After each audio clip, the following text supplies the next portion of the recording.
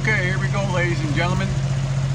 Day 439 of the Sherwin alumina lockout. Here we go again. Okay, last week I did have a little misinformation. I got this information that apparently that December 31st was some kind of deadline, and that we had to have something accomplished or else. And I found out that wasn't so true. So I apologize for my misinformation from last week.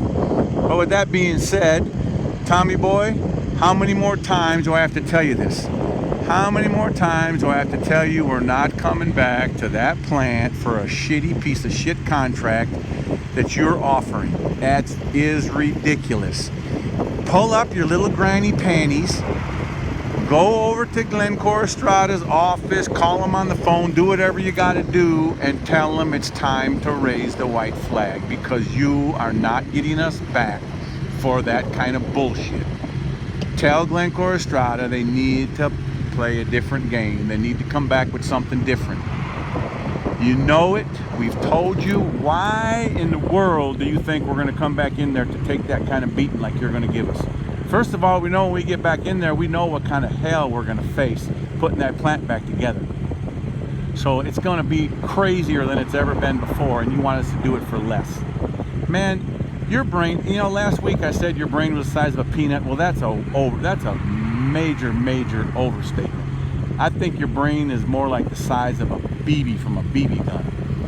I don't know how I can get it through your thick skull that we are not coming back into that plant for the crap you're offering. It's not going to happen. Never will happen. If it has to shut the plant down, then maybe that's what it has to be done.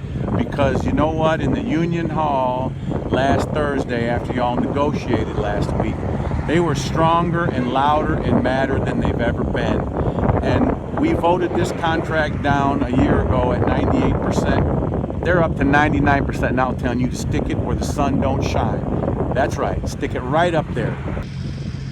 Don't even use any Vaseline. You know, if anybody had any doubt about the size of your little peanut brain, which I've now moved down to the size of a BB, you made it perfectly clear to all of them when you thought, for some ungodly reason, and I know I've said this many times before, that you could run that plant without us. Oh my God. Unbelievable. How could any one human being that got to be your age be that freaking stupid? Phenomenal. Even your negotiating team at the table, a couple of negotiations back, even admitted that they know now, which is phenomenal that it took them this long to figure it out, that you can't run the plant without us. That in itself is phenomenally stupid that it took you a year to figure out that you can't run it without us. Unbelievable. But whatever part of your brain does work, you know, we talked in the past about all the stuff that you're contracting out that we used to do. All right? Well, I don't have any proof, but I sure do wish Glencore Estrada would spend a little bit of their money to investigate your ass and find out if you do or do not have any affiliation with any of the companies that get our subcontracted work now. With any of the companies that rebuild our valves. It's pretty suspicious to me that we used to be able to build 4, 5, 6 angle valves a day for one man's daily wage. And now you send them out to a guy in town that does them for anywhere from $600 to $6,000 a piece. You tell me how that math adds up. You tell me. I don't know. But maybe if somebody's got some kind of affiliation with a company, maybe the math adds up that way. Anyway, like I said, I sure wish Glencore Estrada would investigate your ass. I want to say 3/4 of the machined parts that come in from the outside machine shops.